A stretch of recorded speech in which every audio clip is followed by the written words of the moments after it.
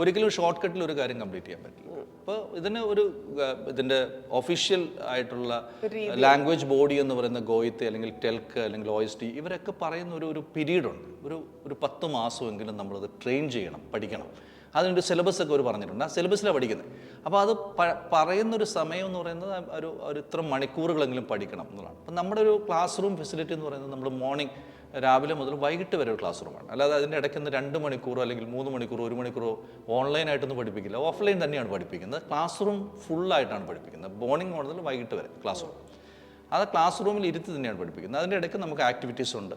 പിന്നെ അത് ഏറ്റവും വലിയൊരു ഒരു പ്ലസ് പോയിന്റ് ഞങ്ങൾ ചെയ്യുന്നത്, ഞങ്ങൾ ഇൻറ്റേർണൽ പരീക്ഷകൾ, അതായത് ഓരോ ആഴ്ചയിലും ക്ലാസ് ടെസ്റ്റുകളുണ്ട്, മൊഡ്യൂൾ വൈസ് ടെസ്റ്റുകളുണ്ട്.